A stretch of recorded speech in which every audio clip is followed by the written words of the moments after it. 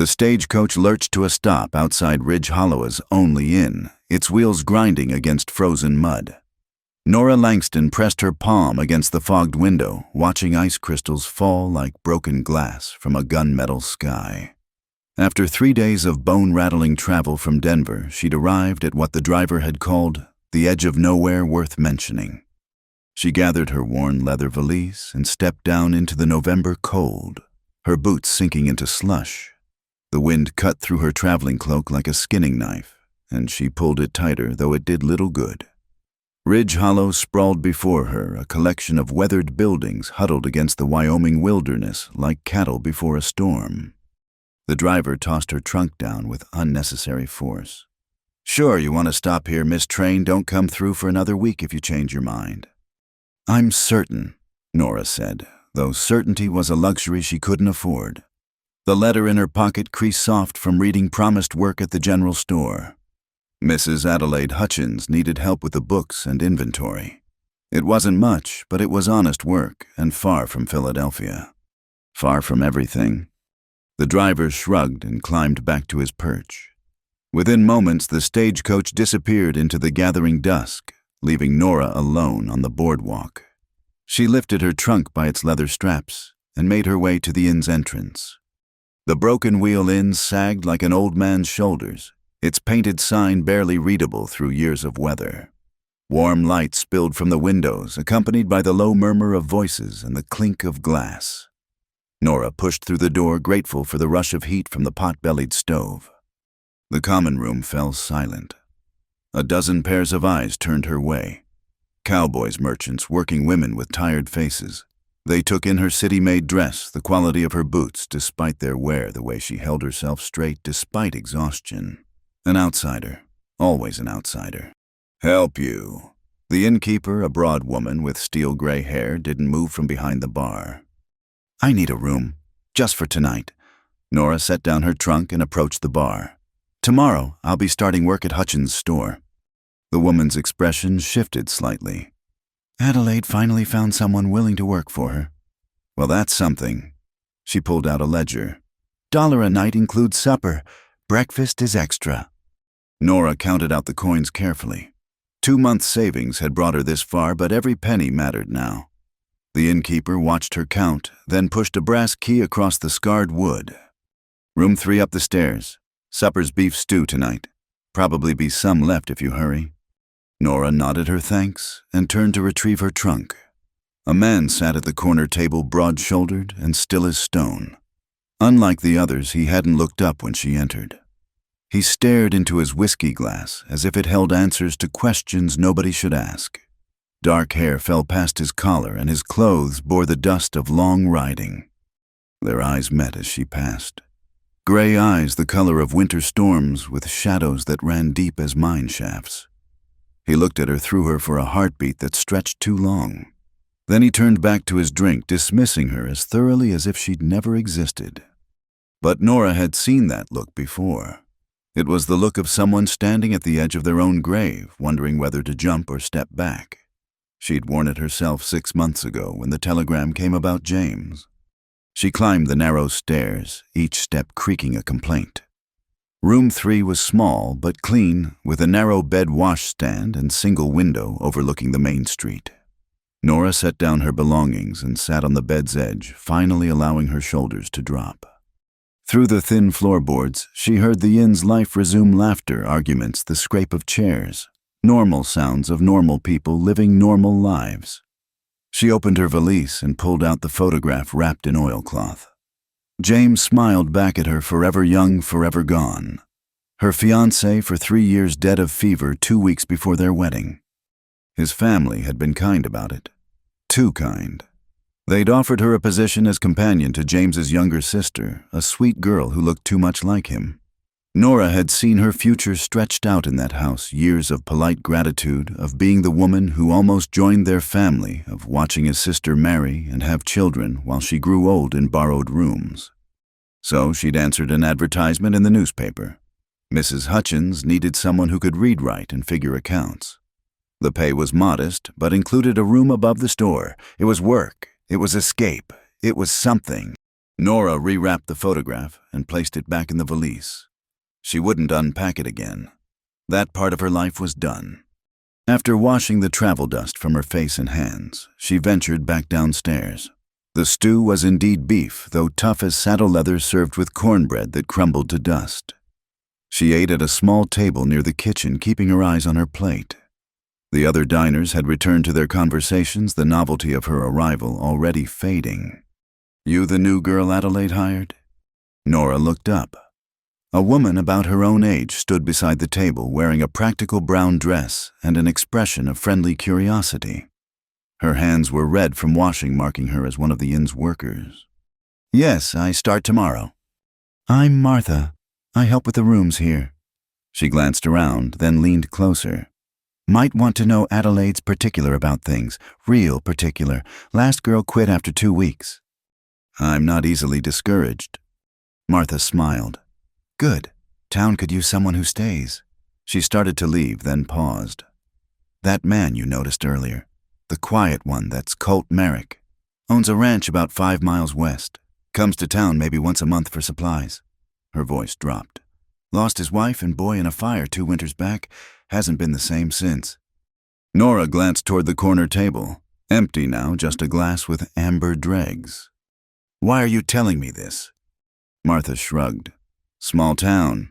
Everyone knows everyone's business. Figured you should know who to steer clear of. Man like that's got no use for company, especially not a woman's company." After Martha left, Nora finished her meal in silence. Outside, the snow had turned to sleet, rattling against the windows like fingernails. She thought of tomorrow, of meeting Mrs. Hutchins, of learning the store's ways, of building something that belonged to her alone. But her mind kept drifting to gray eyes and the recognition she'd seen there. Not of her they'd never met, but of something deeper. The look of someone who'd learned that love was just another word for loss, that opening your heart meant handing someone else the knife. She understood that look, wore it herself most days. Later, lying in the narrow bed listening to sleet turn back to snow, Nora pulled the quilts to her chin and closed her eyes. She'd come west to disappear, to work to forget. Not to notice troubled cowboys with storm-colored eyes, not to recognize kindred damage in strangers. But the heart was a foolish organ, always reaching for what would hurt it most. And somewhere in the Wyoming darkness, she imagined another soul lying awake, avoiding memories that came sharpest in the quiet hours. Tomorrow she'd meet Mrs. Hutchins. Tomorrow she'd start her new life. Tomorrow she'd pretend she hadn't seen herself reflected in a stranger's grief. Tonight she simply listened to the wind howl through Ridge Hollow's empty spaces, sounding exactly like the emptiness inside her chest. She'd traveled 1,000 miles to escape her ghosts. She should have known ghosts traveled light and never tired. The snow continued to fall, covering the town in white silence, hiding all the broken things beneath its perfect temporary peace. The morning came wrapped in frost, painting Ridge Hollow's windows with delicate fern-glass patterns.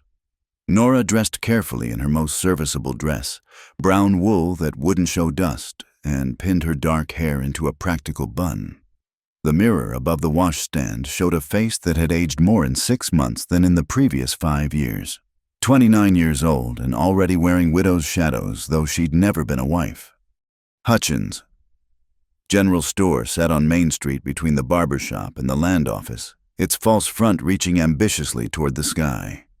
Nora paused outside, reading the painted letters on the window, "Dry goods hardware provisions."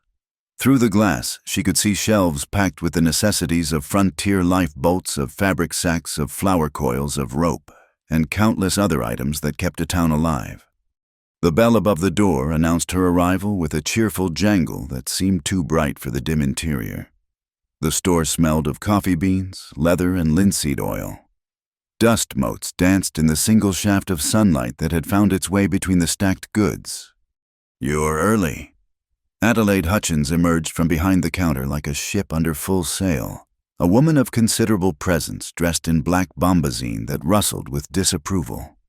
Her face had been carved by prairie winds into sharp angles, and her eyes were the pale blue of winter ice. "I specifically said 8 o'clock. "I apologize. I wanted to make a good impression." Mrs. Hutchins sniffed. Punctuality means arriving when expected, not before. Early is as bad as late. It suggests an inability to follow simple instructions. Nora bit back her response. She needed this position. It won't happen again. See that it doesn't. The older woman studied her with the calculating gaze of someone who'd measured out her life in careful portions. Can you work a till? Yes, ma'am. Know your numbers. Not just adding, I mean real figures. Percentages, inventory calculations, credit accounts. I kept books for a household in Philadelphia. I'm comfortable with mathematics. We'll see about that. Mrs. Hutchins moved behind the counter and pulled out a thick ledger. Every item in this store is recorded here, cost markup sale price. I expect the books balanced daily. Any shortage comes from your wages. The morning progressed in a blur of instructions, warnings, and thinly veiled threats. Mrs. Hutchins showed her the store's organization, or lack thereof. Items were grouped by the older woman's peculiar logic nails with candy, because both were sold by weight soap with ammunition, because both were necessities fabric with horse liniment, because the shelves happened to be the same height. The previous girl couldn't grasp the system, Mrs. Hutchins said, watching Nora struggle to memorize the bizarre arrangements. I hope you're more capable. By noon, Nora's head spun with rules and contradictions. Don't smile too much, it made customers suspicious. Don't be too serious, it made them uncomfortable. Keep exact change, but round up for regular customers. Never round up for strangers. Always offer credit to ranchers. Never offer credit to cowboys. The bell jangled and cold air swept through the store. Nora looked up from the ledger she'd been studying, and her heart performed a peculiar skip. Colt Merrick filled the doorway, his broad frame blocking the light. Up close in daylight, she could see what the inn's shadows had hidden. The lines carved around his eyes by sun and sorrow. The way his dark hair curled slightly where it met his collar. The careful way he moved, as if he'd learned not to trust the world beneath his feet. His eyes found hers immediately, recognition flickering across his features. Then his expression closed, like a door slammed shut. Mr. Merrick, Mrs. Hutchins' voice could have frosted windows. Your order's ready, as usual. He nodded, still looking at Nora. Ma'am. The single word was gravel rough, as if he didn't use his voice much. This is Miss Langston, Mrs. Hutchins said, each word weighted with disapproval. She's working for me now. Try not to frighten her off like you did the last one. Something shifted in his expression. Surprise, maybe, or offense. I never spoke to the last one. Exactly my point. Nora watched this exchange with growing discomfort. The tension between them crackled like static before a storm. Colt's jaw tightened, but he said nothing, just moved to the counter with the contained grace of a man who'd learned to control his strength. I'll get your supplies, Mrs. Hutchins said. Miss Langston, watch the till, and Mr. Merrick, try not to rob us blind while I'm gone. She disappeared into the back room, leaving Nora alone with him. The silence stretched taut as wire. She pretended to study the ledger, acutely aware of his presence, the way he seemed to pull all the air toward him. You're the woman from the inn, not a question.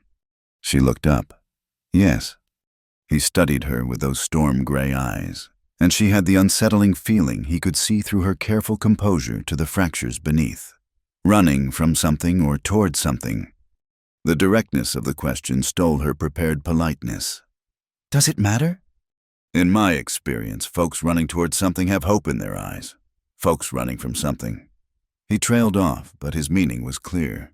He saw her, saw what she was. And which are you? The words escaped before wisdom could catch them. His smile was barely a movement of lips there and gone. Ma'am, I stopped running 3 years ago. Now I just stand still and let the world move around me. Mrs. Hutchins returned, arms loaded with supplies, flour, coffee, ammunition, salt. Basic necessities for a man living alone. She began tallying the cost with sharp pencil strokes. That'll be $12.40, unless you're planning to put it on credit again. Colt pulled out worn bills, counted them carefully onto the counter. His hands were scarred from work, one finger slightly crooked from an old break. Nora found herself wondering about each mark, each story written in damaged skin. I'll carry these out, he said, gathering the supplies. See that you do. And Mr. Merrick—" Mrs. Hutchins' voice stopped him at the door. "Perhaps it's time you considered hiring help at that ranch.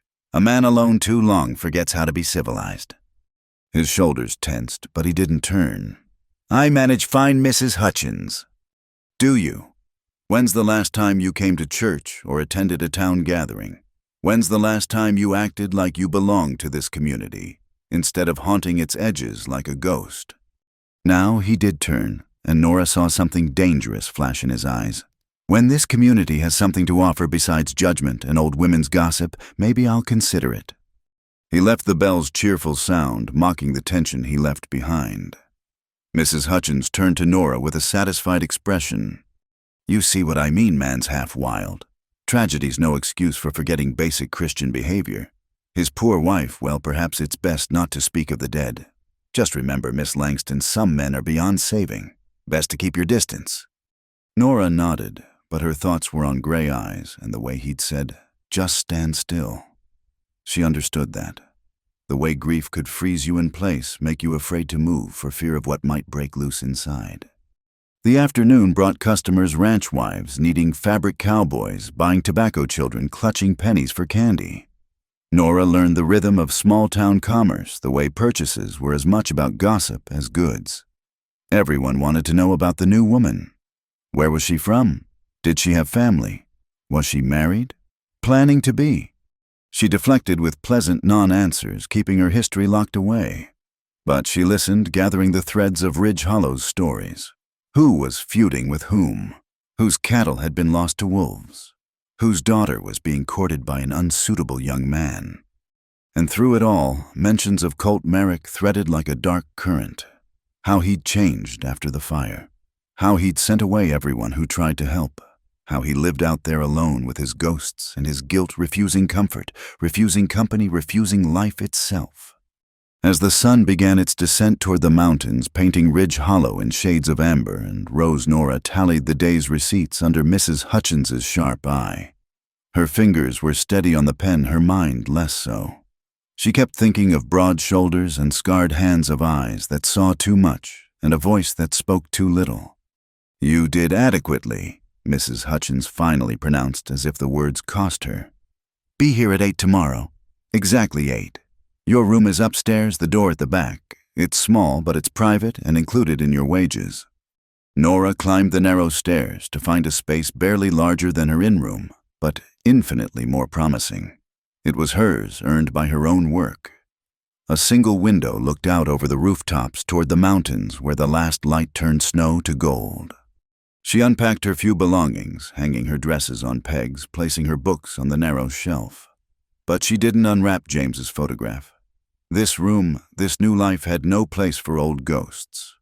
As darkness settled over Ridge Hollow, she stood at the window and wondered about a man who'd chosen to stop running, who stood still while the world moved around him. Wondered if that was courage or cowardice. Wondered why she cared. Somewhere to the west, she imagined him in his empty house, surrounded by the silence of too much space. Both of them alone with their ghosts, their guilt, their fierce determination to need nothing and no one. She'd come west to disappear. He'd disappeared without ever leaving. And tomorrow she'd see those storm-gray eyes again, feel that pull of shared damage, that recognition of one walking wounded by another. She should have felt warned. Instead, God help her, she felt understood. The whispers started on her third day. Nora was arranging bolts of calico when she heard Mrs. Templeton and Mrs. Davies huddled near the pickle barrels, their voices low but carrying in the morning quiet. Asking for trouble hiring an outsider when Sarah Miller needs work. Pretty enough, I suppose, but there's something about her, the way she holds herself apart. And did you see how Colt Merrick looked at her first time? That man's noticed anything female since? They stopped when they saw her, watching their faces shifting into false smiles. Mrs. Templeton approached the counter with her purchases, thread buttons, a packet of needles. "Good morning, Miss Langston. Settling in well?" "Yes, thank you." Nora tallied the items, keeping her expression neutral. "Such a long way from Philadelphia. You must miss the refinements of city life. Ridge Hollow has its own charms." Mrs. Davies joined them, her sharp eyes studying Nora like she was reading tea leaves. Indeed, though some find our ways too rustic. The last girl Mrs. Hutchins hired lasted barely 2 weeks, found us quite overwhelming. I'm not easily overwhelmed. The two women exchanged glances. Mrs. Templeton leaned closer, her voice dropping to a confidential whisper. A word of advice, dear. Some shadows in this town are best left undisturbed.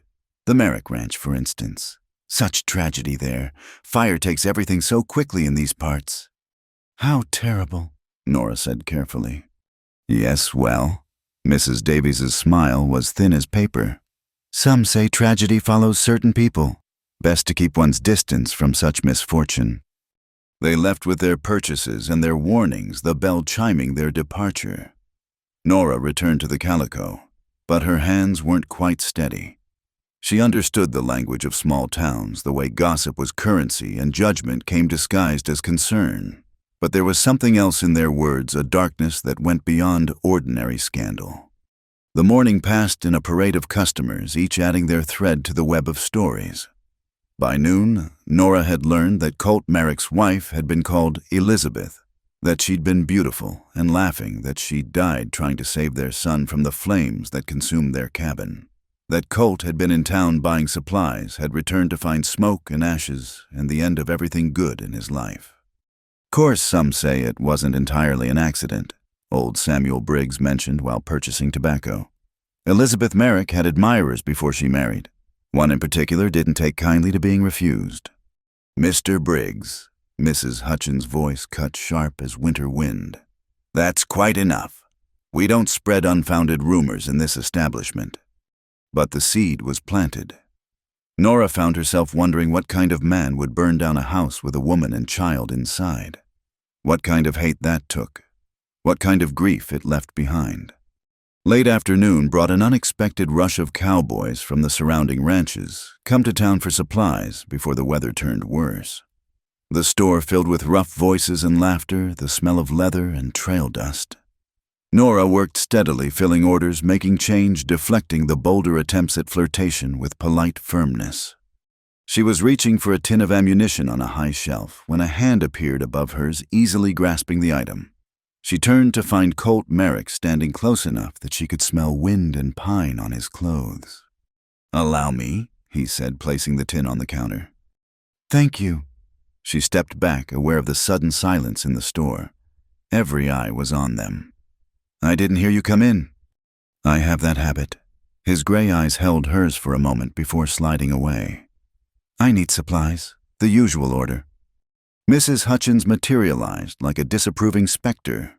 "Twice in 1 week, Mr. Merrick, how unusual." "Storm coming," he said simply. "Best to stock up." While Mrs. Hutchins gathered his supplies with obvious reluctance, Nora became aware of the shifted atmosphere in the store. The cowboys who'd been jovial moments before now stood tense and watchful. One of them, a lean man with cold blue eyes, stepped forward. "Merrick." Colt turned slowly. "Harrison." "Didn't expect to see you in town. Thought you preferred your own company these days." "I do." Harrison's smile was all teeth, no warmth. "Can't say I blame you. Must be hard showing your face where everyone knows what happened. Where everyone remembers." The temperature in the store seemed to drop 10 degrees. Nora saw Colt's hands curl into fists, then slowly relax. "What happened?" Colt said quietly, "is none of your business. Everything in this town is everyone's business.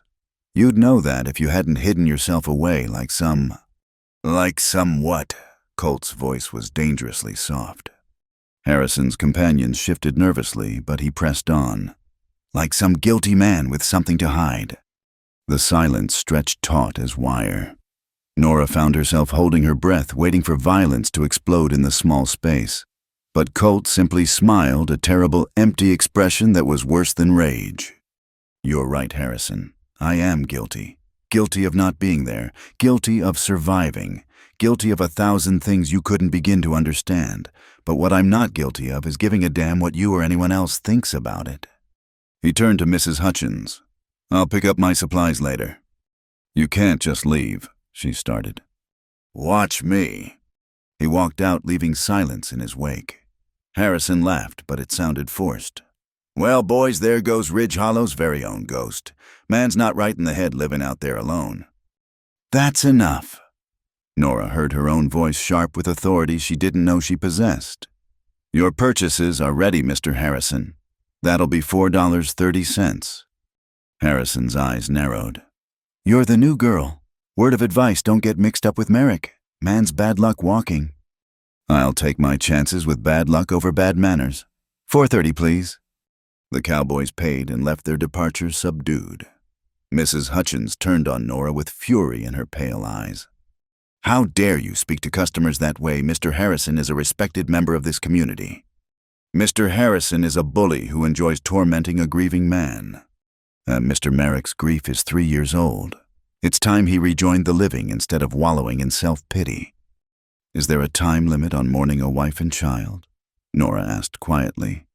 I wasn't aware. How long is acceptable, a year too?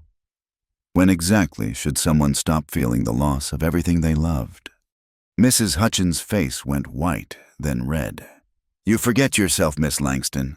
I won't have an employee who doesn't know her place.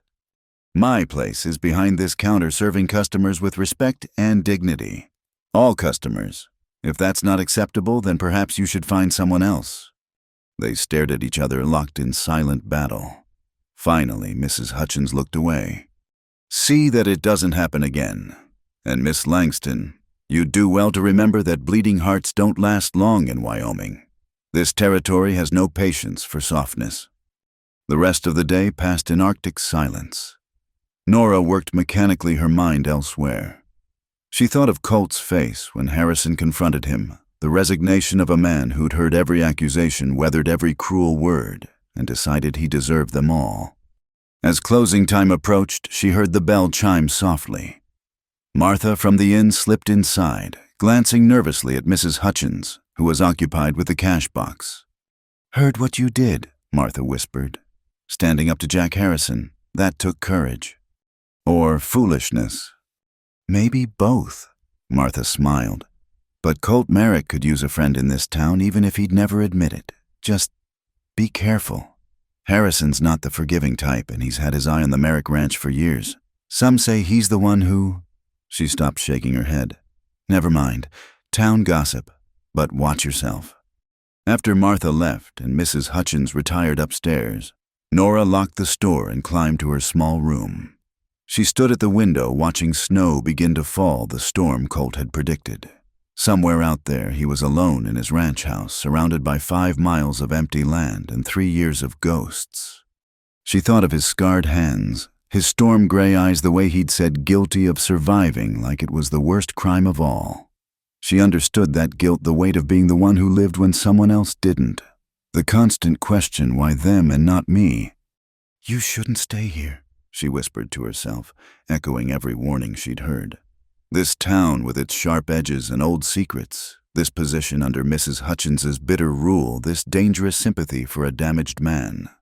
None of it was what she'd planned. But plans were for people who still believed in tomorrow. Nora had learned to live one day at a time, one breath at a time, one small act of defiance at a time. Outside, the snow fell heavier, erasing the world in white. And somewhere in that white silence, she imagined another soul watching the storm, wondering if spring would ever come again, or if winter was all that was left for the guilty survivors. She'd been warned to stay away from Colt Merrick to avoid his shadow and his sorrow. But Nora Langston had never been good at following warnings. And perhaps that's why she'd survived this long, by walking toward the very things that should have destroyed her and discovering they couldn't break what was already broken. Tomorrow would bring consequences for her defiance. Harrison wouldn't forget. Mrs. Hutchins wouldn't forgive. The town would close ranks against the outsider who didn't know her place. Let them come. She'd faced worse storms than Ridge Hollow could muster. And maybe, just maybe, she wasn't the only one who needed to remember that broken didn't mean beaten. The storm lasted 3 days, burying Ridge Hollow under a blanket of white silence. On the 4th morning, Nora woke to stillness and pale sunlight streaming through her window. The world outside looked clean and new, deceptive in its purity. She'd spent the storm days reorganizing the store's chaotic inventory system, much to Mrs. Hutchins' vocal displeasure. But even the older woman couldn't argue with the improved efficiency. Finding items no longer required archaeological excavation. It was nearly noon when she heard commotion outside. Horses raised voices, the kind of urgency that meant trouble. Through the frost-etched window, she saw several men dismounting in front of the sheriff's office. Among them was Colt Merrick, his dark coat stark against the snow. Mrs. Hutchins appeared at her shoulder, peering out with avid interest. "Something's happened at the Brennan place. See, that's Tom Brennan there, looking ready to collapse." The store's bell jangled as Martha rushed in, cheeks flushed with cold and news. "Did you hear someone destroyed Brennan's fence line during the storm? 50 head of cattle wandered off. They found most of them frozen in Cooper's Gulch." 50 head. Mrs. Hutchins' voice sharpened with the pleasure of disaster that didn't touch her. "That'll ruin him." "Colt Merrick's men are bringing in the survivors," Martha continued. "He found them this morning, went straight to help. First time anyone's seen him involve himself in town troubles since—" She didn't need to finish. Since the fire, since he'd become Ridge Hollow's hermit, its living ghost. Through the window, Nora watched Colt speaking with the sheriff, gesturing toward the gulch. Even from here, she could see the exhaustion in the line of his shoulders, the way he favored his left leg. He'd been out in that killing cold, saving another man's livelihood. "Don't go getting ideas," Mrs. Hutchins warned, reading Nora's expression. "One good deed doesn't erase 3 years of turning his back on this community." But Nora was already reaching for her cloak. "Where do you think you're going?" "The Brennans will need supplies. Food, blankets, medicine for frostbite. I'll prepare an order." "They haven't asked." "They shouldn't have to." Nora began gathering items, moving with purpose. Isn't that what communities do, help without being asked? Mrs. Hutchins' mouth opened and closed like a landed fish. Finally, she sniffed. "Don't give away the store. They'll pay what they owe." Nora loaded a crate with practical necessities, coffee beans, salt pork bandages, liniment for both man and beast. She was adding a bottle of whiskey for medicinal purposes when the bell chimed. Colt stood in the doorway, snow still clinging to his shoulders. Up close, she could see the toll the night had taken: red-rimmed eyes, a day's growth of beard, a cut on his cheek where a branch had caught him. "Miss Langston." His voice was hoarse. "Mrs. Hutchins." "Mr. Merrick." Mrs. Hutchins' tone could have formed ice. "I suppose you want supplies too." "Not for me, but the Brennans." "Already prepared." Nora indicated the crate. "Though I could use help carrying it." He looked at her, then really looked, and she saw something shift in those gray eyes. Surprise, maybe, or recognition of a different kind than before. "I'll take it," he said. "We'll take it," Nora corrected, adding a warm shawl to the pile. "Mrs. Brennan just had a baby. She'll need this." Mrs. Hutchins made a sound of protest, but Nora was already putting on her cloak. She picked up a second smaller box of supplies and headed for the door. After a moment's hesitation, Colt followed with the larger crate. The cold hit like a physical blow, stealing breath and thought. Nora pulled her hood up and concentrated on not slipping on the icy boardwalk. She was acutely aware of Colt beside her, matching his longer stride to hers. "This was kindly thought," he said quietly. "It was commonly decent. Not so common as you'd think." They walked in silence to the Brennan house at the edge of town. It was a modest place, well kept, but showing the strain of a hard year. Tom Brennan sat on the porch steps, head in his hands. He looked up as they approached, his young face etched with despair. "Colt, miss." He stood awkwardly. "I can't thank you enough for what you did, finding them cattle, bringing them in." "Would have done the same for any neighbor," Colt said gruffly, setting down the crate. "How's Mary?" "Worried sick. The baby's been crying all night, and now this." "We brought supplies," Nora said gently. "No need to worry about payment right now." Tom's eyes filled. "I don't take charity." "It's not charity," Colt said firmly. "It's neighbors helping neighbors. You'd do the same." The front door opened, and Mary Brennan appeared, infant in her arms. She was hardly more than a girl herself, pale and frightened. Her eyes went to Colt with something like awe. Mr. Merrick, they said you were out all night in that storm looking for our cattle. Found most of them. He shifted uncomfortably under her gratitude. The ones in the gulch were already gone. I'm sorry. You saved what you could. That's more than... She stopped swaying slightly. Nora moved quickly, taking the baby so Mary could sit. The infant was tiny, red-faced with crying. When did she last eat? My milk hasn't been coming proper.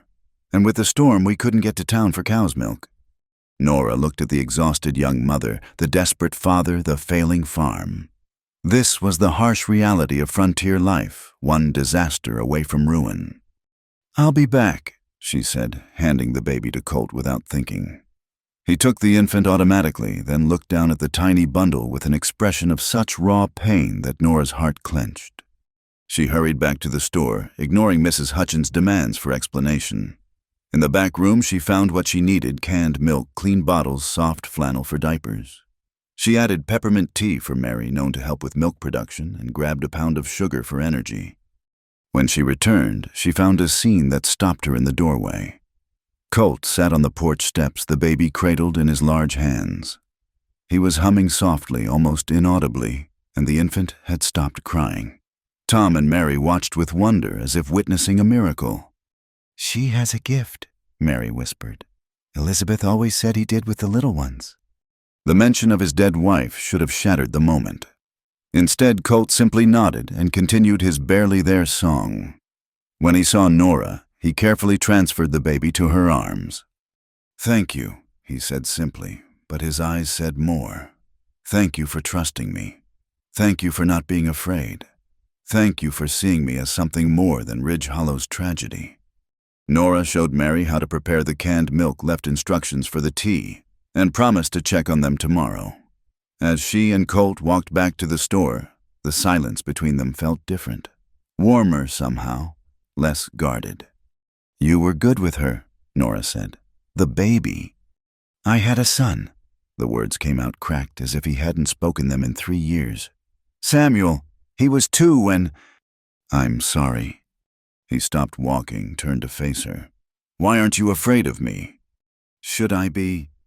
The whole town thinks a lot of things. I prefer to make my own judgments. He studied her face, searching for something. And what's your judgment?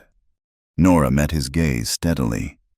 I think you're a man who's been carrying grief so long you've forgotten what it's like to set it down.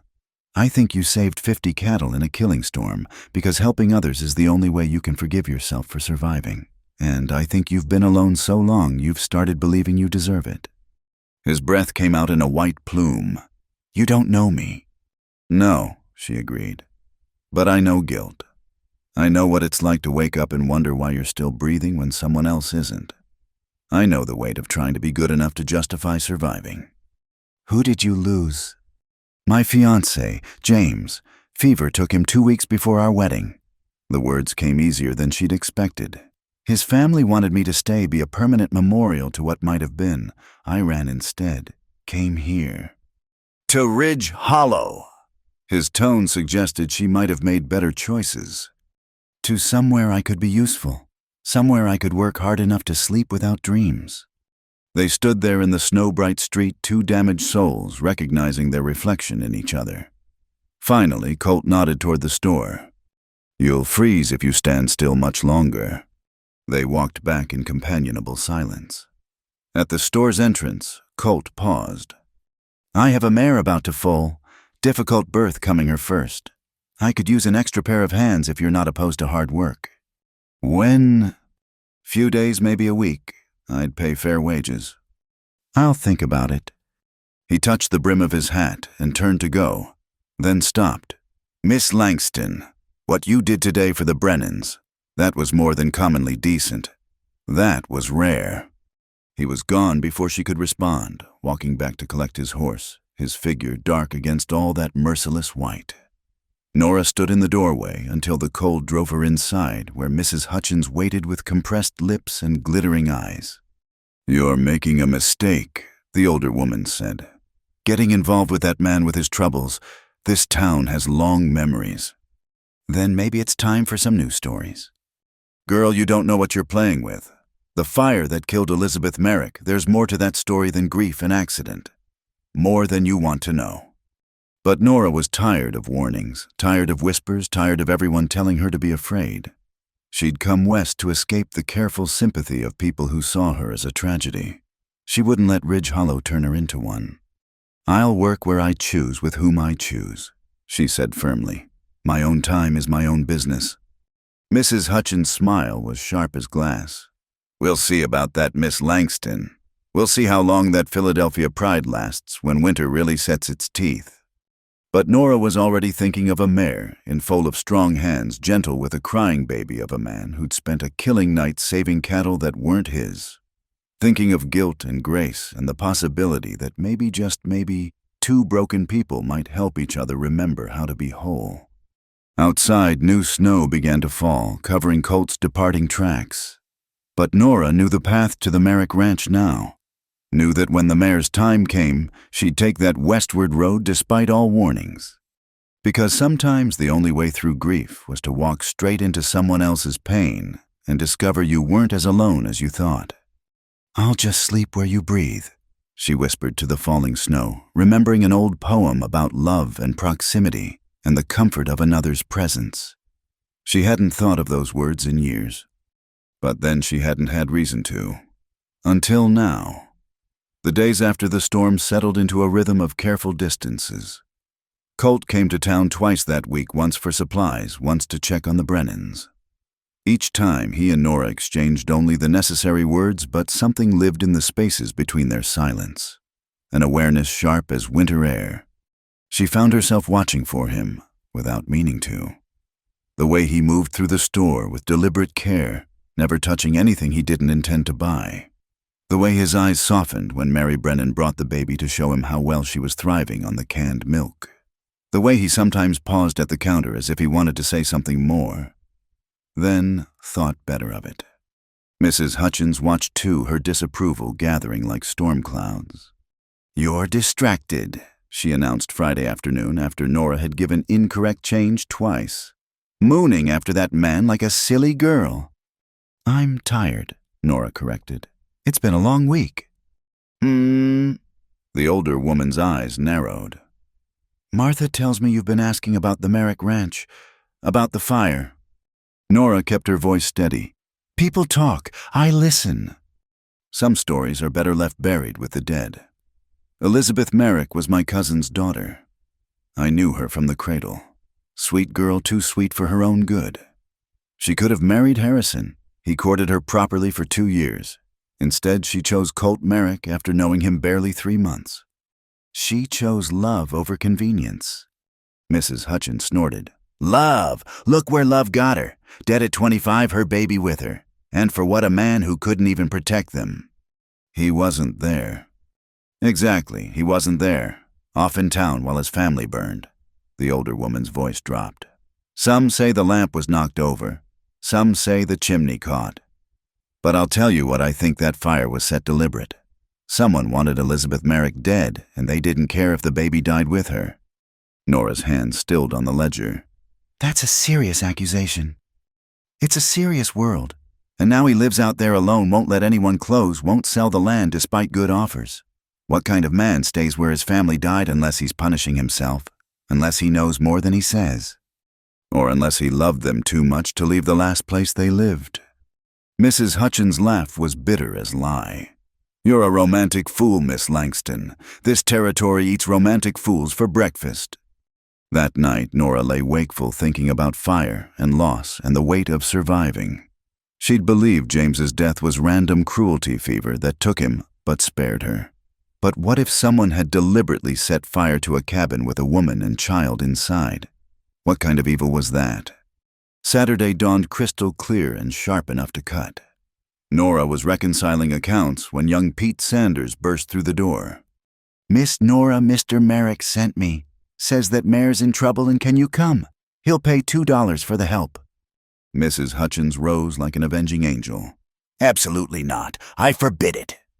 Nora was already reaching for her cloak. "I'll work extra hours to make up the time." "You set foot on that ranch, you needn't bother coming back." Nora paused, hand on her cloak.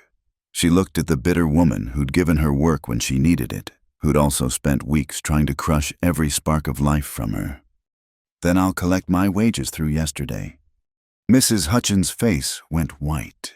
You'd throw away a respectable position for that man. I'd leave a position where my employer thinks she owns my free hours. Nora began calculating what she was owed. 14 days at $1.50 per day, $21. You ungrateful. Pay her, Mrs. Hutchins. The sheriff stood in the doorway, having followed Pete inside. The girl's earned her wages fair. Mrs. Hutchins counted out the money with shaking hands. You'll regret this. No one else will hire you once word gets out. Then I'll make my own way. Nora pocketed the money and turned to Pete. Let me get my things.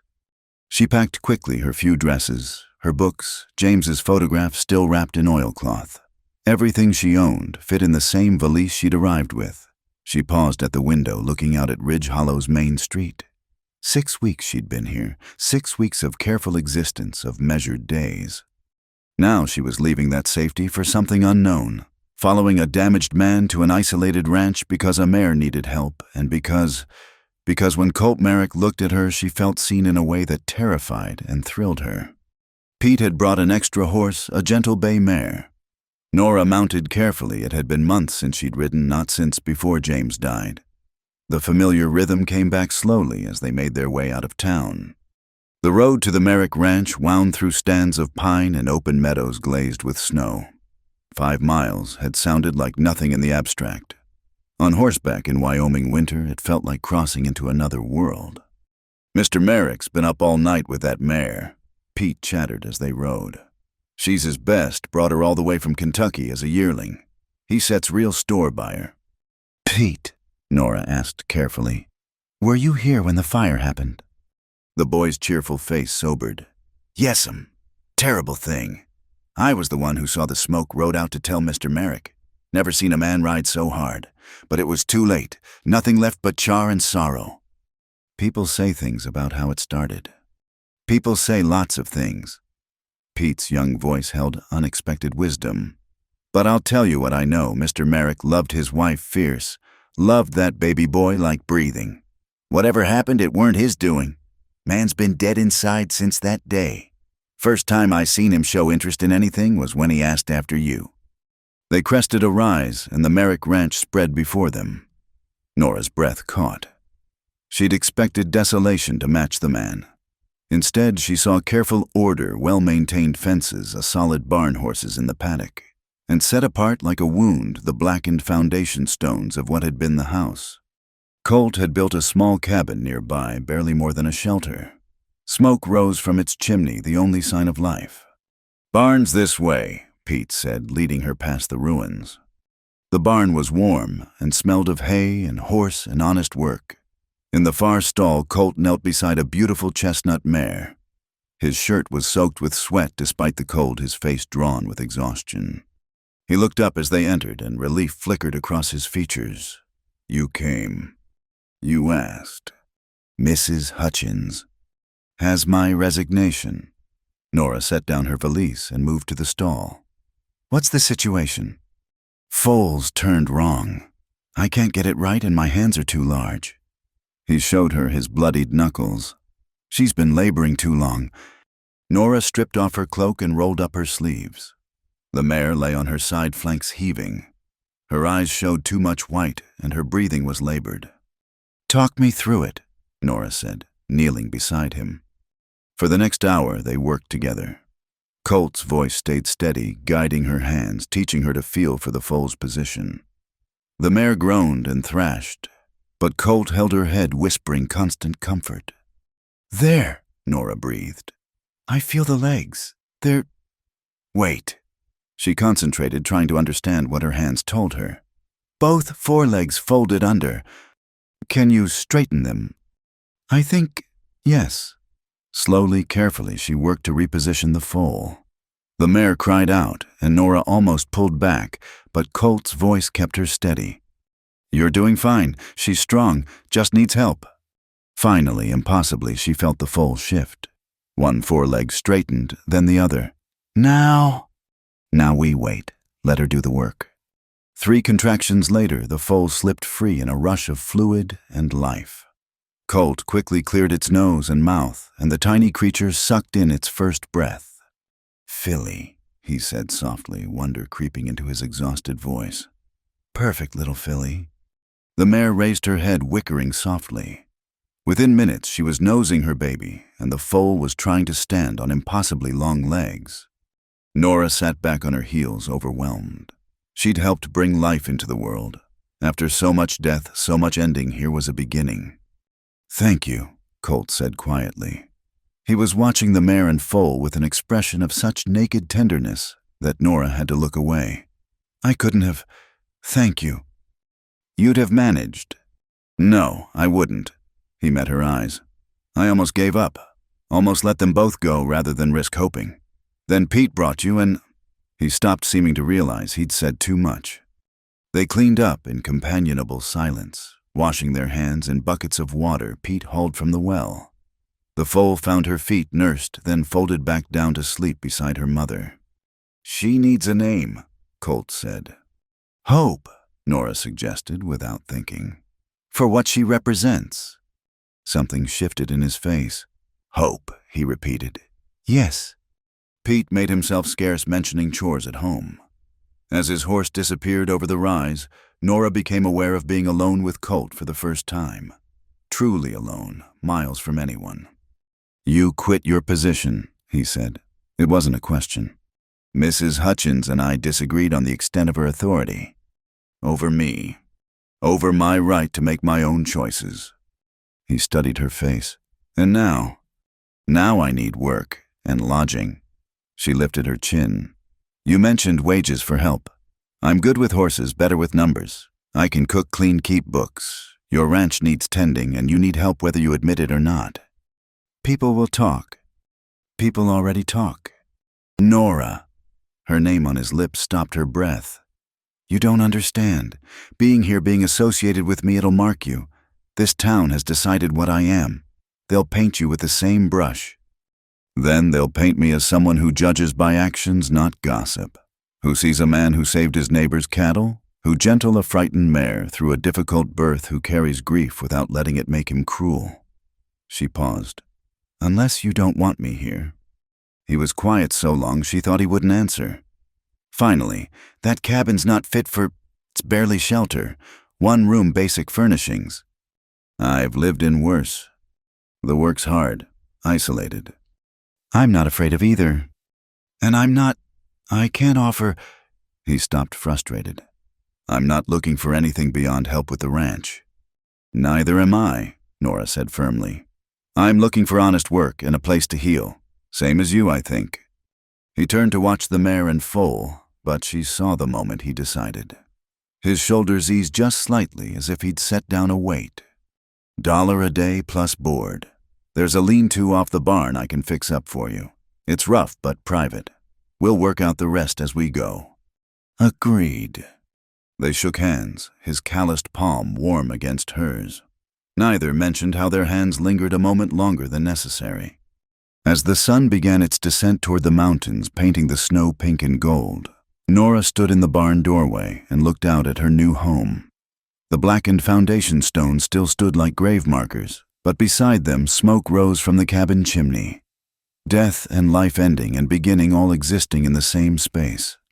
"I'll show you the lean-to," Colt said behind her. "Get you settled before dark." She followed him, leaving her old life in the dust of Ridge Hollow's judgment.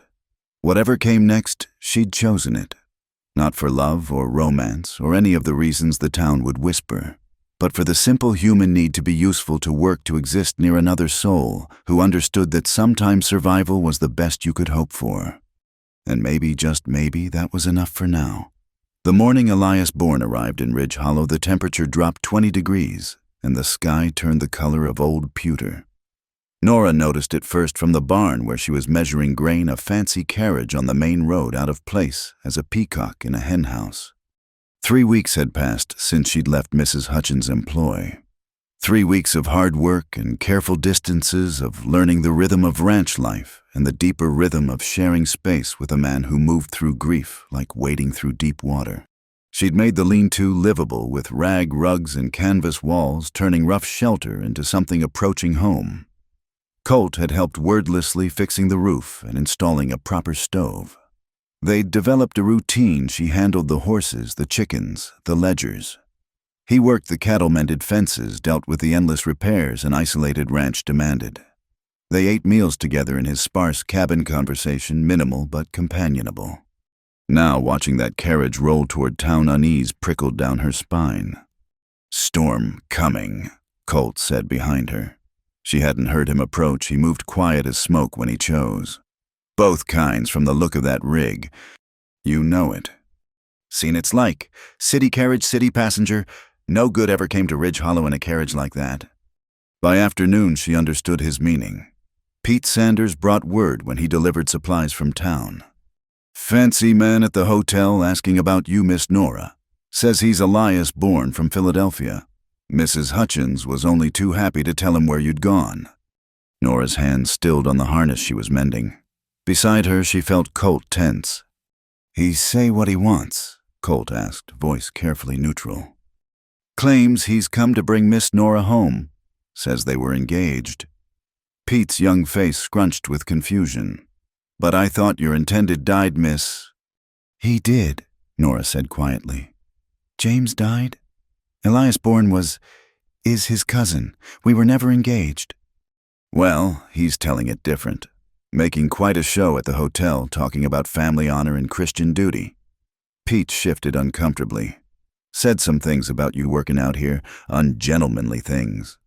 Colt stood abruptly. "I'll ride to town. Set him straight." "No."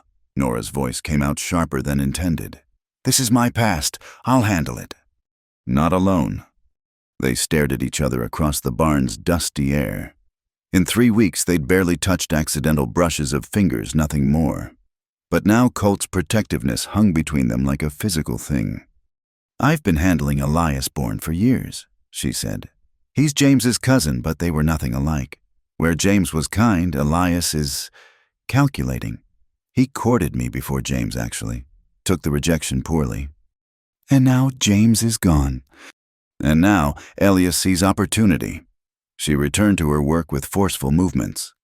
"He thinks I should be grateful. The family failure offering to salvage my reputation. He never understood that I loved James, not the family name or fortune. He's come a long way for a woman who doesn't want him." Elias never could stand losing. That evening, she was feeding the chickens when she heard horses approaching. 2 riders, Colt from the north pasture, another from the direction of town. The second rider's city clothes and stiff posture identified him immediately. Elias Bourne hadn't improved with time, still handsome in that polished way that suggested more mirror than substance, still carrying himself like God's gift to womankind. His pale eyes found her and lit with satisfaction. "Nora, my dear girl, what a journey I've had finding you." She didn't move from the chicken coop. "I wasn't lost, Elias." "No." He dismounted with studied grace, brushing imaginary dust from his coat. "Living in squalor on a ranch of ill repute, working like common help for a man who—" He seemed to notice Colt for the first time, sitting his horse like carved stone. "Ah, the infamous Mr. Merrick." "Mr. Bourne." Colt's voice held winter. "You're on my land." "Indeed, such as it is." Elias's gaze swept the ranch with theatrical disdain. "Rather a step down from Philadelphia society, wouldn't you say, Nora?" "I'd say it's none of your business." "Everything about you is my business. We're family after all. Poor James would be horrified to see you reduced to this. He'd want me to bring you home, restore you to proper society." "James is dead," Nora said flatly. What he'd want stopped mattering the moment his heart stopped beating. Elias's expression shifted, false sympathy sliding into place. "Such bitterness. Grief has clearly affected your judgment. No matter. I've come to save you from this mistake." "I don't need saving." "Don't you?" He stepped closer, lowering his voice as if sharing a secret. "The whole town talks of nothing else. The proper Philadelphia lady working for a man whose wife died under mysterious circumstances, living alone with him miles from respectability. Your reputation is in tatters. My reputation is my concern. Is it? What about your future? No decent man will have you after this. Unless, he smiled, the expression all teeth, unless a generous soul overlooks your lapse in judgment.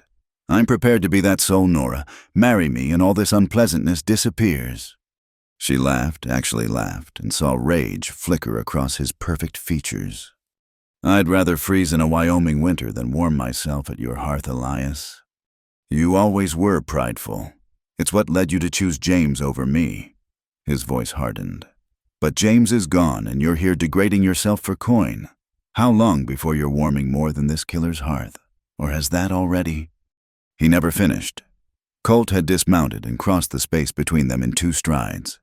He didn't strike, Elias didn't need to. His presence alone, the controlled violence in his stance, made the smaller man step back. You'll watch your tongue, Colt said quietly, or you'll lose it. Threatening me, how perfectly savage. But Elias moved back another step. I suppose I shouldn't expect better from a man who let his family burn. The silence that followed was terrible. Nora saw Colt's hands flex, saw murder flash through those gray eyes. Then, with effort that showed in every line of his body, he stepped back. Get off my land. Gladly, but this isn't over. Elias looked at Nora. I've taken rooms in town. When you come to your senses, and you will, I'll be waiting. The offer stands for 1 week. After that, he shrugged. After that, you can rot here for all I care. He mounted his hired horse with less grace than he dismounted, sawing at the reins. As he rode away, he called back. Ask him about the fire, Nora. Ask him why his wife was alone that night. Ask him about Jack Harrison's interest in this land. Then he was gone, leaving silence and the promise of snow. Nora found herself shaking not from cold, but from rage. How dare he come here to this place she'd carved out for herself, bringing his poison and prejudice? I'm sorry, she said to Colt. I never thought he'd follow me. Men like that always follow. They can't stand being told no. He was still watching the road where Elias had disappeared. What he said about you degrading yourself is garbage from a garbage soul. The town thinks it too. The town thinks a lot of things. I've stopped caring. He turned to her then, and she saw something raw in his expression. He's right about one thing. Your reputation is already ruined by my own choice. I walked away from safety and propriety in Philadelphia. I'm not going to clutch at them here. She met his gaze steadily. Unless you want me to leave. Unless having me here brings trouble you don't need. No, the word came quick and fierce. No, you stay, long as you want. They stood in the gathering dust snow beginning to fall in fat, lazy flakes. Finally, Colt spoke again. What he said about Harrison and the fire, there's truth in it, or pieces of truth. Harrison wanted this land, still does. Offered to buy it a month before Elizabeth died. I refused. After the fire, he offered again and again, each time more insistent. You think I think Harrison's capable of anything, but thinking and proving are different things. His voice roughened. I was in town that night buying supplies. Elizabeth wanted fabric for Christmas dresses she loved to sew. I stayed late having a drink at the saloon because we'd argued. Something foolish about money. I wanted to cool down before going home. Nora waited, letting him tell it at his own pace. When I saw the smoke, I knew before I got there what I'd find. The cabin was old wood, went up like kindling. They found her by the baby's crib. She'd been trying to get him out. He stopped jaw-working. The lamp was by the window. Elizabeth was always careful with fire, always. But the sheriff said accidents happen, case closed. But you don't believe it was an accident? I believe Elizabeth died because someone wanted this land and I wouldn't sell. I believe my boy died because he was in the way. And I believe I'll never prove any of it. Snow fell heavier now, curtaining them from the world. Nora stepped closer, not touching, but offering presence. Is that why you stay, to keep them from winning? I stay because they're here, Elizabeth and Samuel. Not their bodies, those are in the churchyard, but their memory, their presence. I can't leave them. He looked at her with eyes full of ghosts. That make me mad. No, that makes you human. They walked back to the cabin together, snow erasing the tracks of Elias's visit. Over supper, venison stew and cornbread, they didn't speak of him or Harrison or the fire. Instead, Colt asked about the mare's training, and Nora told him about the ledgers she'd reorganized. But later, as she prepared to return to her lean-to, Colt stopped her with a hand on her arm. The first deliberate touch in 3 weeks. Bourne won't give up easy. Men like that, they don't understand, no. I've handled him before. Not out here, not with the town already set against you. His hand was warm through her sleeve. Be careful. Lock your door. Keep the shotgun loaded. I always do. He nodded and released her, but she felt the ghost of his touch all the way across the yard. In her small shelter, she barred the door and checked the gun, then sat on her narrow bed thinking. Elias had come for her like she was property mislaid, brought Philadelphia's judgment to Wyoming's wilderness. But he'd miscalculated. The woman who'd run from his world wasn't the same one who'd carved out a life here. That woman had been broken by grief. This one had learned to work through pain to find purpose in simple tasks, to exist alongside another's sorrow without drowning. Outside, wind howled through the ranch buildings, bringing winter's threat. But inside her small space, warmth held. She'd made this choice to work to stand beside a man the world had written off. Let Elias wait in town with his offers and ultimatums. Let him spread his poison. She'd found something here worth more than reputation, the simple dignity of honest work and the complicated grace of being useful to another human being. Tomorrow would bring new challenges. Harrison might make his move. The town would certainly talk. But tonight she was safe in her lean-to, and somewhere across the yard, Colt kept his own vigil against the dark. 2 damaged souls holding their ground against those who'd see them broken entirely. It wasn't love. It wasn't even friendship exactly. But it was something. And after so much nothing, something was enough. The whispers followed Nora to town like dust devils swirling in her wake. She'd come for supplies, salt flour ammunition necessities that couldn't wait for Pete's weekly delivery. Colt had offered to go instead, but she'd refused. Hiding would only feed the gossip. Now, standing in what used to be her workplace, she understood the true price of her choice. Shameless, Mrs. Davies hissed to Mrs. Templeton, not bothering to lower her voice. Living in sin with that man bold as brass. My sister says she saw them together at dawn, Mrs. Templeton added, coming from the barn, still in yesterday's clothes. Nora kept her eyes on the new clerk, a nervous young man who fumbled with her order. She'd been helping a mare with colic until 3 in the morning, Colt holding the animal while she administered treatment. But truth held no currency in Ridge Hollow's gossip market. Miss Langston. She turned to find Reverend Campbell blocking her path. The minister's face was grave, his Bible clutched like a weapon. Reverend, I feel compelled to speak as a man of God and a protector of virtue. His voice carried through the store. Your current arrangement is causing distress among our Christian community. My employment, you mean? We both know it's more than employment. He leaned closer, breath sour with righteousness. You're living with a man outside the bonds of matrimony, flaunting your sin before the entire town. I'm working for fair wages and sleeping in my own quarters. Nora kept her voice level, though anger simmered beneath. If that constitutes sin in your book, perhaps you need a new translation. Gasps rippled through the store. The Reverend's face flushed purple. Pride goeth before a fall, Miss Langston. And you are falling far indeed. That man is marked by tragedy, possibly by worse. Associating with him, Reverend Campbell. Jack Harrison's smooth voice cut through the sermon. He stood by the door, dressed for business, smile sharp as a skinning knife. Surely the lady has heard enough preaching for one day. The Reverend retreated, muttering about pearls before swine. Harrison approached Nora with the confidence of a man who owned half the county, which he nearly did. Miss Langston, I heard you'd come to town. Brave of you. Shopping requires little courage, Mr. Harrison. In your current circumstances, I'd say it requires considerable courage, or perhaps just ignorance of how thoroughly you've destroyed your prospects. He studied her with pale eyes that reminded her uncomfortably of Elias. I have a proposition. I'm not interested. You haven't heard it yet. He smiled wider. I understand Elias Bourne is an old friend. He's approached me about a business venture, something about mineral rights near the Merrick Ranch. Interesting land out there. Some say there's silver in those hills. Nora's blood chilled. The Merrick Ranch isn't for sale. Everything's for sale at the right price, or under the right pressure. Harrison picked up a tin of peaches, examining it idly. A woman's reputation, for instance. Worth quite a lot to some, worth nothing once it's gone. Is that a threat? An observation. You could still salvage something from this situation.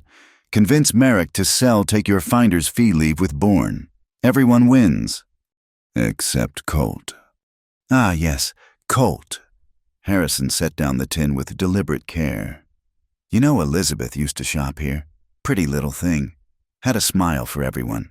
Even me, though Colt didn't like it. Jealous type Merrick. Possessive. What are you implying? I'm not implying anything. Just remembering. She was supposed to come to town that night, the night of the fire, planned to attend the church social, but Colt wouldn't let her. Said the weather was turning. Harrison's eyes glittered. Funny thing about controlling men. Sometimes they control too much. You're suggesting Colt. Nora couldn't finish the vile thought. I'm suggesting nothing. Just noting patterns. A man who keeps his wife from town. A convenient fire. A man who now keeps another woman isolated on his ranch. He tipped his hat. Think about my offer, Miss Langston, and think about what happened to the last woman who thought Colt Merrick was worth saving. He left her standing among the canned goods, shaking with rage. The new clerk approached hesitantly with her wrapped purchases. That'll be $3, miss, unless you want to put it on credit. Cash. She paid quickly, eager to escape the store's suffocating judgment. But at the door she turned back to the watching faces. You want to know about Sin? Her voice carried clear and strong. Sin is spreading lies about a good man who saved the Brennans' cattle. Sin is suggesting he hurt the family he loved more than life. Sin is standing in church every Sunday claiming Christian charity while practicing nothing but cruelty. How dare you? Mrs. Davies started. I dare because I've seen real tragedy. I've held my fiancé's hand while fever burned him alive. I've watched good people suffer while gossips feast on their pain. You want to judge me for working honestly, judge away. But don't you dare disguise your small-minded viciousness as righteousness. She walked out into the harsh noon light, head high despite the trembling in her legs. At the hitching post, she found Elias waiting beside her horse. Magnificent performance, he drawled, though I doubt it helped your cause. What do you want, Elias? To save you from yourself, apparently. Do you have any idea what they're saying? The stories that are spreading. I stopped caring what people say the day I buried James. Noble sentiment. Foolish practice. He moved closer, voice dropping. I've been patient, Nora. Waited while you grieved. Came all this way when you ran, but my patience has limits. As does my tolerance for your presence. His face hardened. You always were too proud. James spoiled you, treated you like cut glass instead of common clay. But James is gone, and you're here ruining yourself for spite. I'm here because I choose to be. Choose. He laughed unpleasantly. What choice do you have now? No decent establishment will hire you.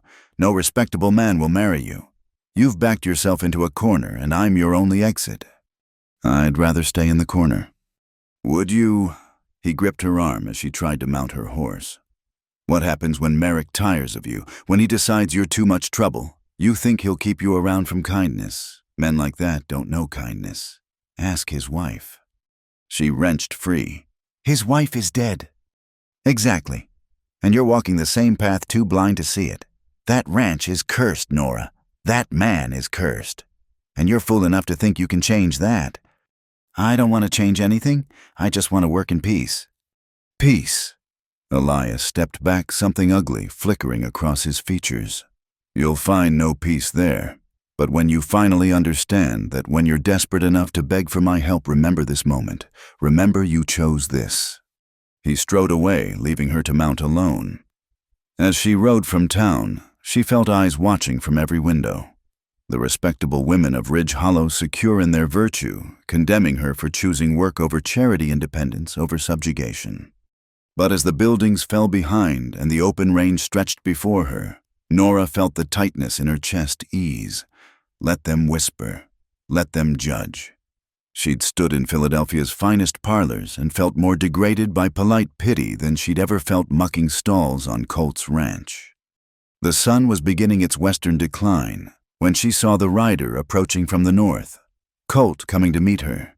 He pulled up alongside, taking in her tense posture, the defiant set of her jaw. Heard there was trouble in town. There was gossip in town. There's a difference.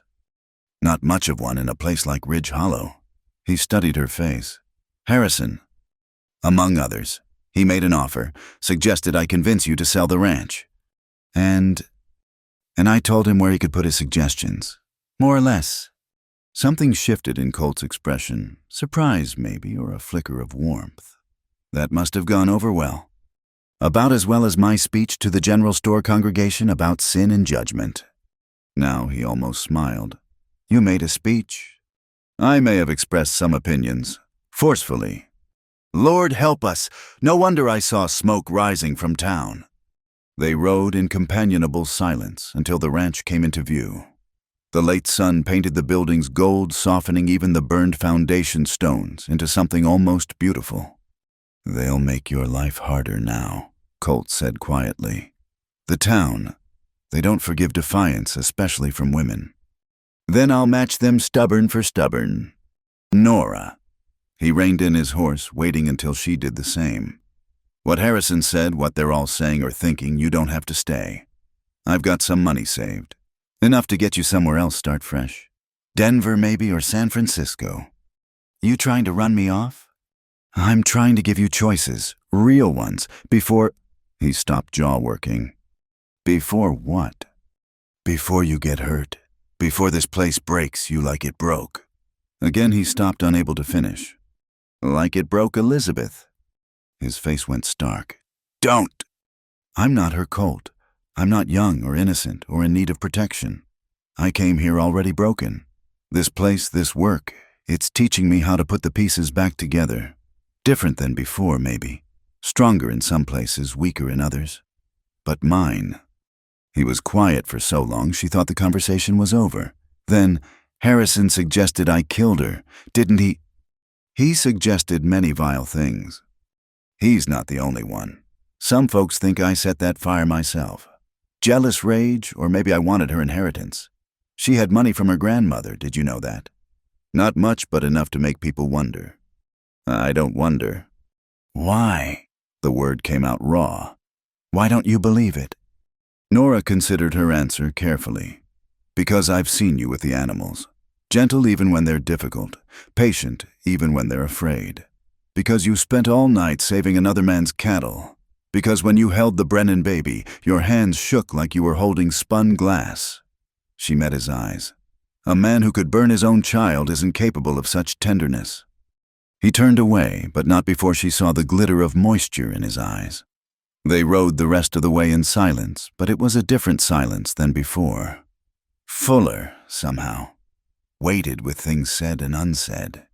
At the ranch, they worked through the evening chores without discussion. But when Nora headed for her lean-to after supper, Colt called her back. The corner room in the cabin, I've been using it for storage, but it could be cleared out, made proper. It's warmer than the lean-to, and with winter coming hard. She understood what he was offering. Not impropriety, but shelter. Protection from more than cold. People will talk more if I move into the cabin. Let them. You were right in town, they'll gossip regardless. Might as well be warm while they do it. All right, she said simply. Thank you. That night she lay in her narrow bed, listening to the wind test the lean-to's walls. Tomorrow she'd move into the cabin, crossing another line the town had drawn. Tomorrow the whispers would grow louder, the judgments harsher. But tonight she felt something she hadn't expected: peace. Not the peace of acceptance or resignation, but the peace of choosing her own path, consequences and all. And somewhere across the yard, she knew Colt lay wakeful too, carrying his ghosts and guilt. Two damaged souls in the Wyoming darkness, learning that sometimes standing your ground was its own kind of victory. Even if the ground you stood on was scorched by other people's fires. The blizzard struck without mercy on the 3rd day of December, transforming the world into a howling white void. Nora had seen storms in Philadelphia, genteel things that dusted the city in pristine white. This was different, a living thing with teeth and claws bent on erasure. She was checking the horses when the wind shifted from harsh to vicious. The temperature plummeted so fast her breath froze in crystalline clouds. Through the barn door, she could barely see the cabin 20 yards away.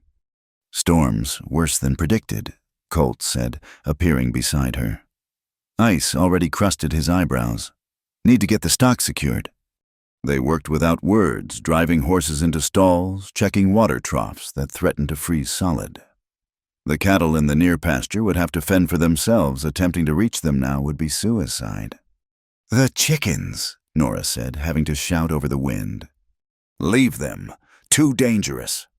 But she was already pushing toward the coop, knowing the birds would freeze without protection. The wind hit her like a physical blow, driving ice needles through her coat. She couldn't see, couldn't breathe, couldn't. Strong arms caught her, pulled her back. Colt's voice in her ear, "Together then? Hold on to me." They fought their way to the coop, Colt's body shielding her from the worst of the wind. The chickens huddled in miserable clumps. Working quickly, they moved the birds into crates, carrying them to the barn's relative warmth. By the time they finished, Nora couldn't feel her fingers. "Cabin, now." Colt half carried her across the yard, the world reduced to the few inches they could see. The cabin door slammed shut behind them like a blessing. "Your hands." He was already pulling off her gloves, examining her fingers with gentle efficiency. "Can you feel this?" "Burns." Her teeth chattered uncontrollably. "Good. Burning means they're not too far gone." He rubbed her hands between his, warming them carefully. "That was foolish." "They would have died." "So could you. Chickens aren't worth—" He stopped, jaw tight. "Just be careful, please." She nodded, struck by the raw concern in his voice. In the weeks since she'd moved into the cabin's corner room, they'd maintained careful boundaries, professional distance, even as they shared meals and evening conversations. But now, with his hands warming hers and worry etched in every line of his face, that distance seemed suddenly fragile. The storm raged through the night and into the next day. They took turns checking the barn, fighting through the white fury to tend the animals. The world shrank to the cabin's four walls, the circle of heat from the stove, the strange intimacy of shared survival. On the second night, the wind found a weakness in the roof. Snow began sifting through a fine powder that promised worse to come. "Help me with this." Colt dragged a canvas tarp from the storage room. Together they fought to secure it over the leak, Nora holding while he nailed. The wind howled through the gap like a living thing, and for a moment the tarp billowed, nearly tearing from their grasp. "Got it," Colt grunted, driving the last nail home. They stood catching their breath, suddenly aware of how close they were. His hand rested on her shoulder from when he'd steadied her. She could feel his warmth through her shirt, could see the pulse beating in his throat. "Nora," he said quietly. Then the world exploded. The wind hit the cabin's north wall with the force of a battering ram. Wood groaned, cracked. The window imploded in a shower of glass and snow. The temperature plunged instantly, the storm invading their shelter. "The bedroom," Colt shouted, pulling her away from the broken window. "It's the most protected." They grabbed what they could, blankets, the oil lamp, precious matches. The main room was already a disaster of snow and debris. In the small bedroom, Colt shoved the dresser against the door, creating an additional barrier. "This is bad," he said unnecessarily. They arranged the blankets on the narrow bed, creating a cocoon of warmth. There was no question of propriety. Now survival took precedence over reputation. They sat close, sharing heat, listening to the storm, trying to tear the cabin apart. "I keep thinking," Nora said into the darkness, "about that night, the fire. Was there a storm then, too?" "No." His voice came from very close. "Clear night, cold but clear. That's how I saw the smoke from so far away." "Tell me about her, about Elizabeth." He was quiet so long she thought he wouldn't answer. Then she laughed at everything. Found joy in small things, first flowers in spring, the way Samuel would grab her finger. She sang while she cooked, terrible voice, but she didn't care. She was light. Everything I wasn't. How did you meet? Her family moved here from Missouri. Her father wanted to try ranching. City people with romantic notions. They lasted one winter before giving up. But Elizabeth? She loved it here. Said the mountains sang to her. His laugh was barely a breath. I was building their barn, hired help. She brought me water, stayed to talk, kept finding excuses to come back. She chose you. God knows why. Harrison courted her properly, flowers, calling cards, promises of a big house in town. I just existed near her. Didn't know how to court anyone. But she said she didn't want pretty words. Said she wanted someone who'd let her be herself. And you did. I tried. Maybe too much. Maybe if I'd been more like Harrison, kept her in town where it was safe. Stop! Nora found his hand in the darkness, gripped it hard. You loved her enough to let her be free. That's not something to regret. Isn't it when freedom killed her? A prison wouldn't have saved her. If someone wanted her dead. She felt him tense. You can't protect people by caging them. Trust me, I've been the bird in the gilded cage. It's its own kind of death. They sat in silence, hands linked while the storm raged. The lamp burned low, casting dancing shadows. Despite the cold seeping through the walls, Nora felt warm. Safe. Which was ridiculous, the cabin might not survive the night.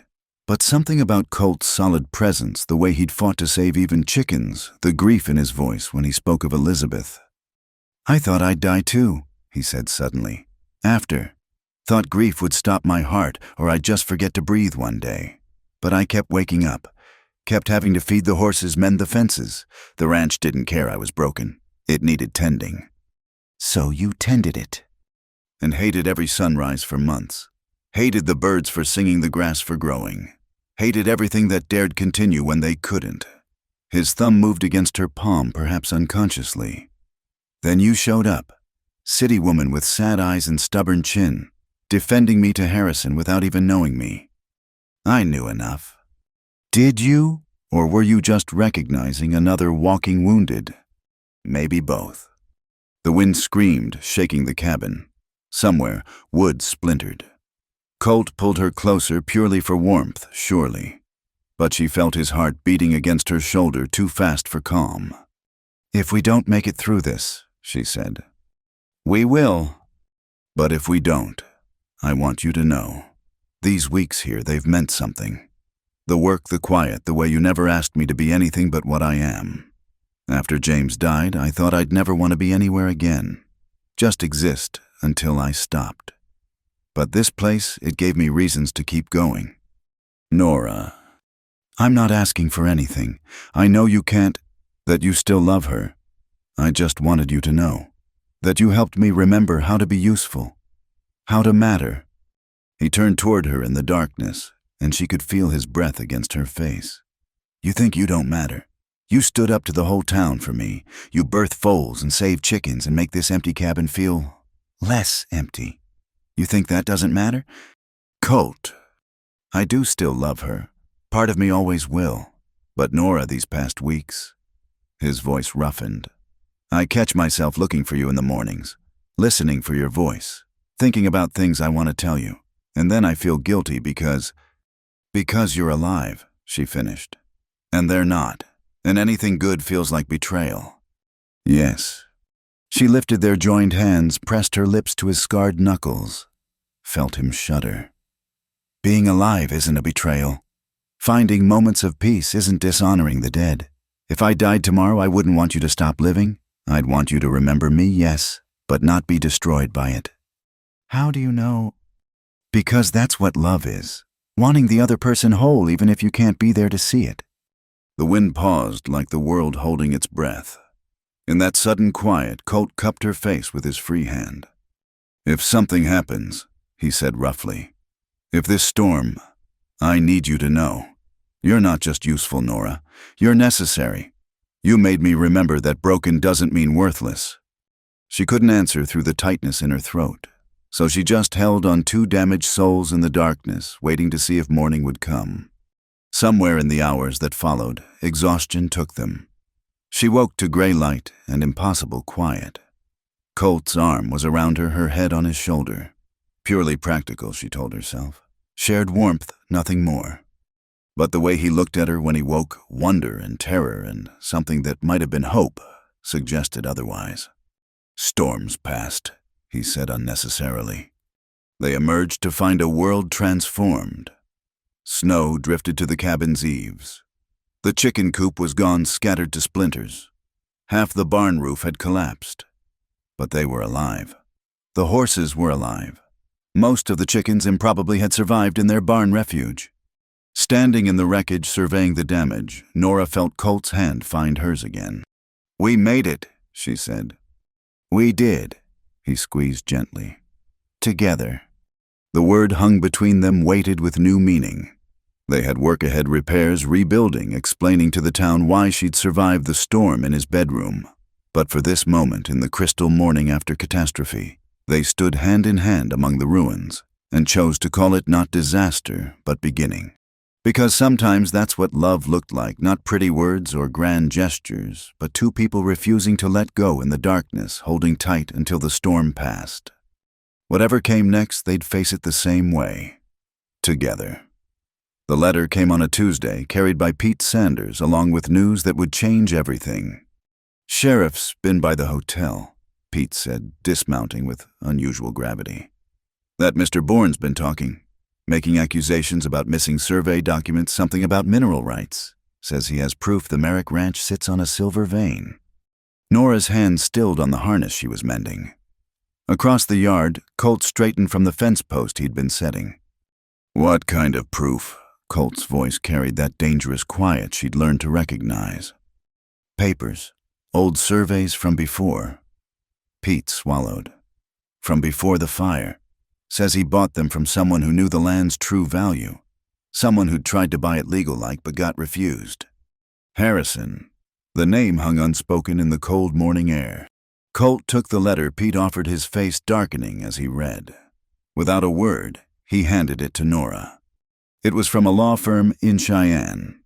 Official language wrapped around a simple threat: produce proof of legal ownership or face litigation over mineral rights that predated the ranch's establishment. "They're trying to steal the land through paper," Nora said. "Let them try." Colt's jaw set. "I have the deed, filed proper at the land office." But Pete shifted nervously. "That's the other thing, Mr. Merrick. There was a fire at the land office last night. Small one, but the record room took damage. A lot of papers destroyed." The silence that followed was heavy with understanding. This wasn't coincidence. This was war fought with lawyers instead of guns. "I'll ride to town," Colt said. "See what's left." "I'm coming with you." "Nora." "I'm coming." She met his eyes steadily. "We face this together, remember?" The ride to Ridge Hollow felt longer than usual, each mile weighted with dread.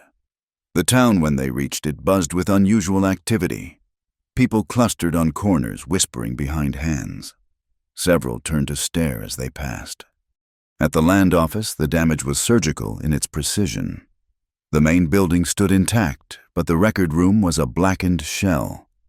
The clerk, Mr. Pembridge, met them with apologetic wringing of hands. "Terrible accident," he kept saying. "Lamp knocked over, we think. So many documents lost."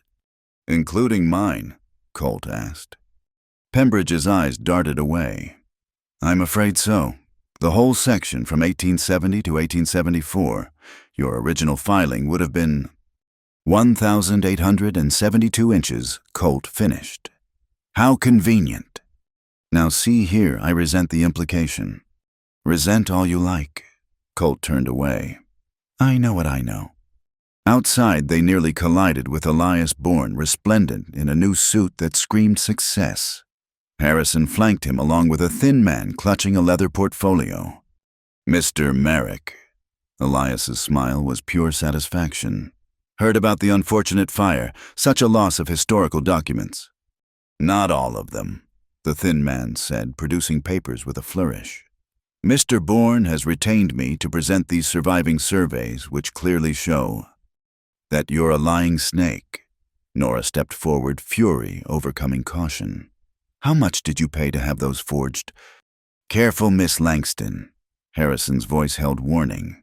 Slander is a serious charge, as serious as theft of property. Nobody's stealing anything, Colt said. Aren't they? Elias moved closer, lowering his voice. A man with no proof of ownership squatting on valuable land. A woman with no reputation, no prospects, no future except what scraps he throws her. Tell me, Nora, was it worth it throwing away everything for this killer's bed? Colt moved faster than thought. His fist connected with Elias's jaw, sending the smaller man sprawling in the muddy street. Harrison reached for his gun, but the sheriff appeared, hand on his own weapon. That's enough. Merrick, you're under arrest for assault. He provoked, Nora started. I saw what I saw. The sheriff's face was carefully neutral. Man throws a punch, he spends a night in jail. That's the law. As they led Colt away, Elias struggled to his feet, blood streaming from his nose. But he was smiling. One night in jail, he said to Nora. Wonder what might happen to an unprotected ranch in that time. Ice flooded her veins. You wouldn't dare. Wouldn't I? Amazing how accidents happen. Fires especially. They spread so quickly in these wooden structures. He walked away, Harrison and the lawyer trailing like vultures. Nora stood in the street, mind racing. One night. She had one night to protect everything Colt had built, everything they'd begun to build together. She rode hard for the ranch plans forming. First moved the horses to the far pasture, then wet down the buildings as best she could. Set up watches. She'd stay awake all night if necessary. But when she crested the rise to the ranch, she wasn't alone. Tom Brennan sat his horse by the gate rifle across his saddle. Beside him, Martha from the inn wrapped in her father's old coat. Pete told us, Tom said simply, about the threat. More riders appeared from the direction of town. The Sanderson brothers. Old Samuel Briggs. Even Mary Brennan, baby, strapped to her chest pistol on her hip. This isn't your fight, Nora said, throat tight. Isn't it? Martha straightened in her saddle. Colt saved Tom's cattle.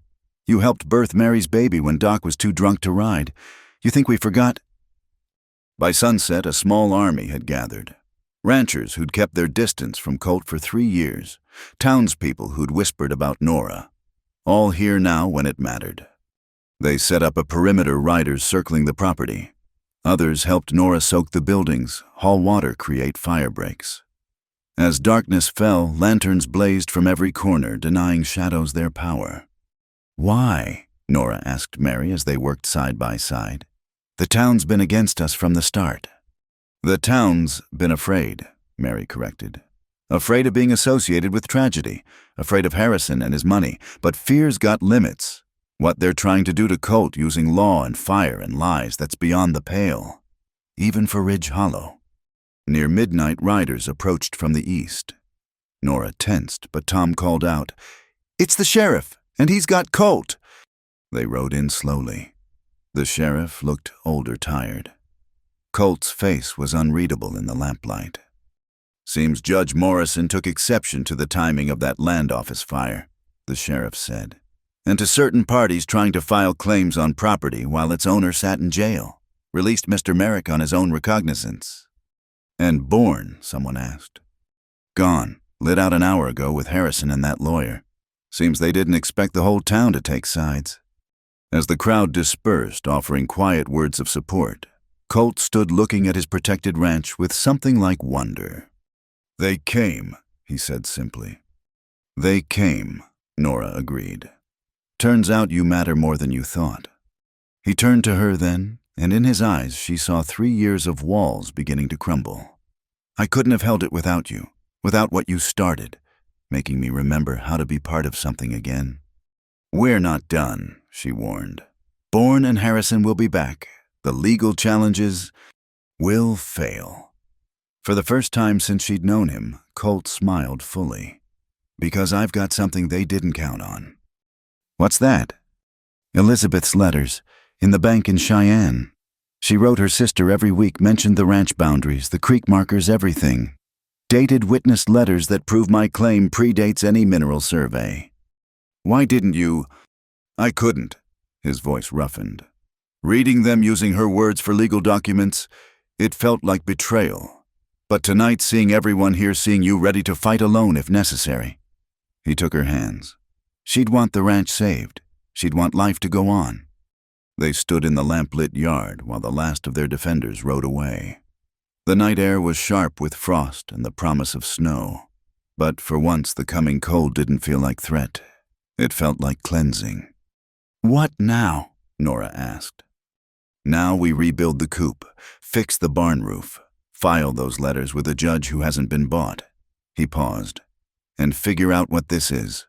Between us." "I know what it is for me," she said quietly. "Has been for weeks, maybe longer. But I need to know, is there room in your heart, or will I always be standing in her shadow?" He cupped her face gently, thumb tracing her cheekbone. "You're not in her shadow. You're your own light. Different than hers, but just as bright. Maybe brighter because you chose to shine in a place everyone said was too dark." "That's not an answer." "Then here's your answer." He kissed her soft and certain under the Wyoming stars. "I love you. Not instead of Elizabeth, but alongside that memory. The heart's not a house with limited rooms, Nora. It can build new spaces while keeping the old ones sacred." She kissed him back, tasting promise and sorrow and the complicated sweetness of second chances. When they parted, she saw tears on his cheeks, but his smile was real. "So we fight," she said. "For the ranch, for the right to make our own choices, for whatever this becomes." "We fight," he agreed.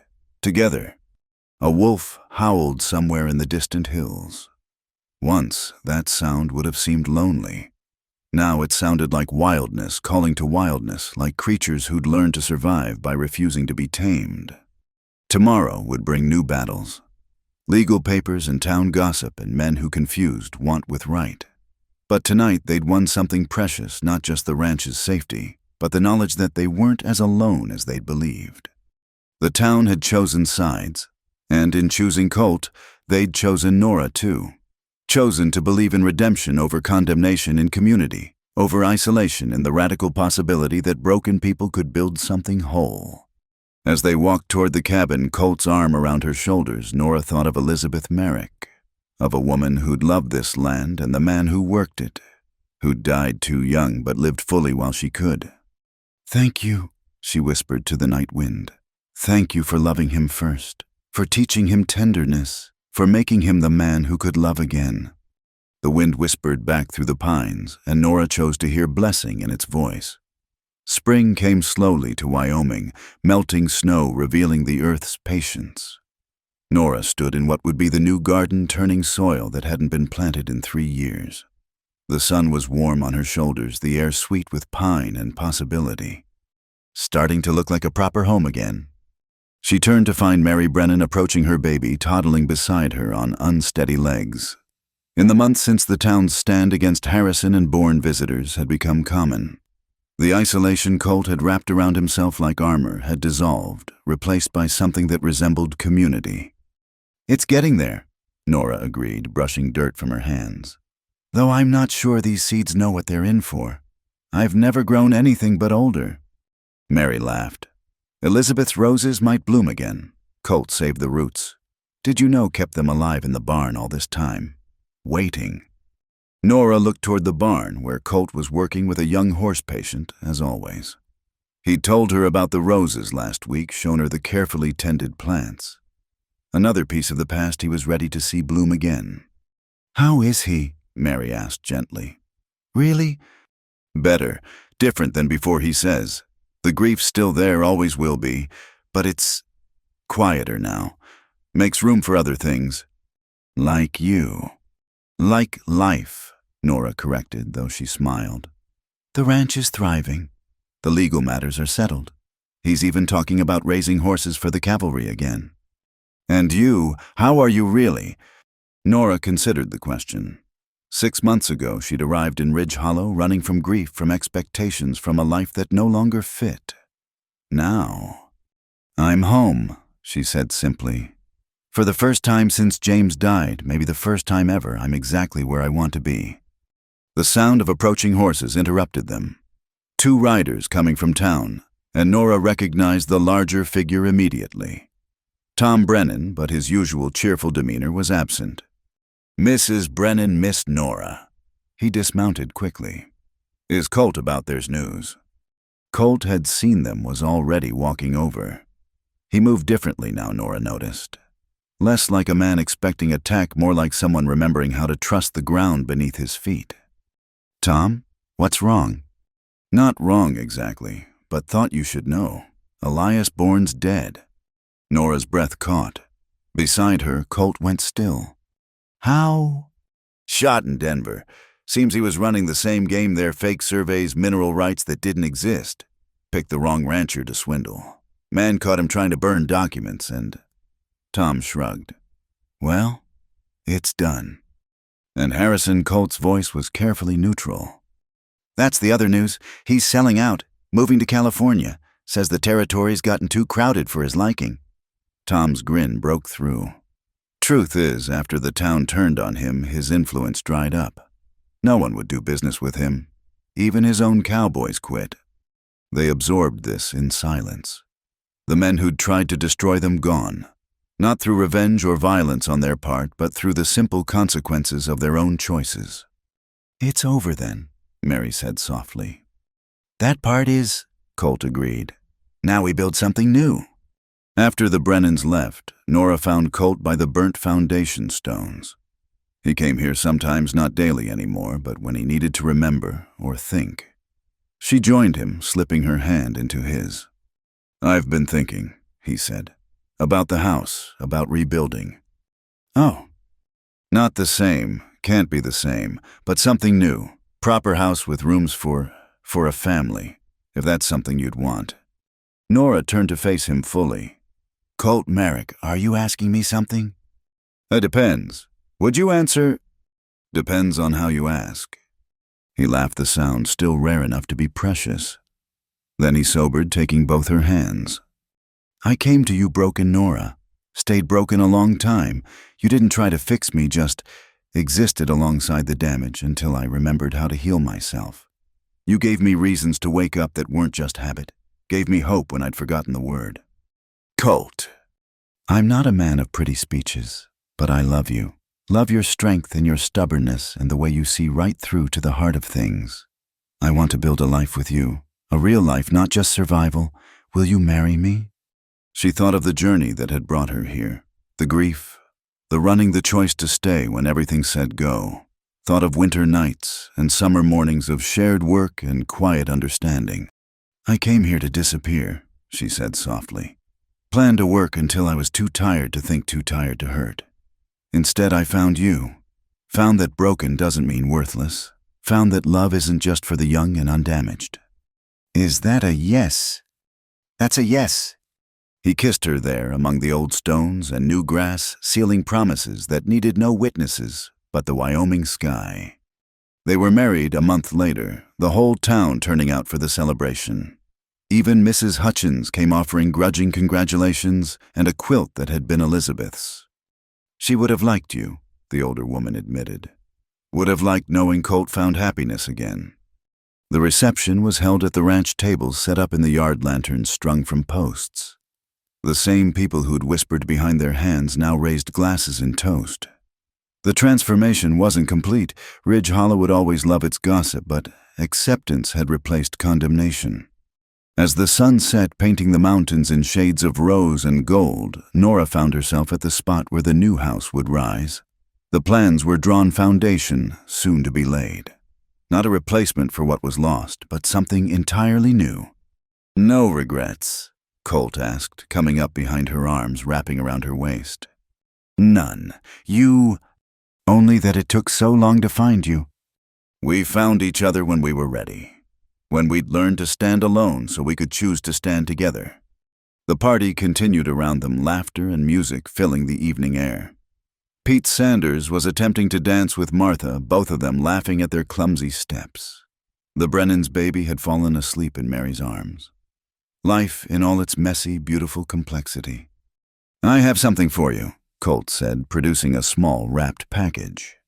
Inside was a silver locket, delicate and old. Nora opened it to find 2 tiny photographs, one of James, one of Elizabeth and Samuel. "How did you—" "I wrote to James's family, explained everything. They sent the photograph, said they were glad you'd found happiness, and Elizabeth's picture was one she'd given her sister." He watched her carefully. "Is it all right?" I thought. "They're part of our story, part of who we are." Nora felt tears prick her eyes. "It's perfect. They brought us here in a way. Their loss taught us to value what we found." She fastened the locket around her neck where it rested against her heart. The past and present together, not competing, but completing. As the stars came out bright in the clear Wyoming sky, couples began to dance. Colt held out his hand and Nora took it, letting him lead her into the music. They moved together with the ease of 2 people who'd learned each other's rhythms through seasons of shared work. "I love you," she said against his shoulder. "I didn't come here to love anyone, but I love you with everything that's left of me, everything that's grown back stronger." "That's enough," he murmured back. "More than enough. That's everything."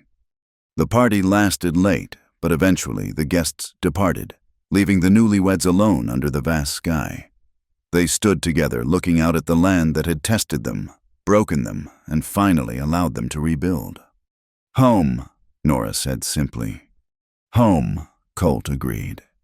In the distance, a wolf howled, not lonely now, but calling to its pack. And from somewhere in the darkness, an answer came. They went inside together to begin their life properly. Not because they'd forgotten their ghosts, but because they'd learned that love wasn't diminished by loss. It was refined by it, made more precious by the knowledge of its cost.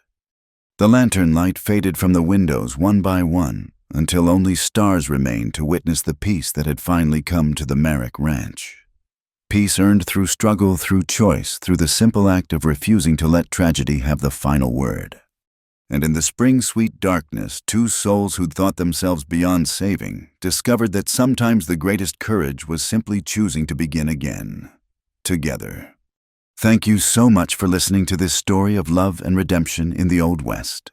If you've made it this far, I'd love to know where you're listening from. Please share in the comments below so we can connect and discuss what touched your heart in Nora and Colt's journey. Don't forget to subscribe to Wild West Stories 1850 and hit that like button if this tale moved you. And please press the hype button to help this story reach more listeners who appreciate authentic Western romance. Your support means the world to me. Until the next time, partners,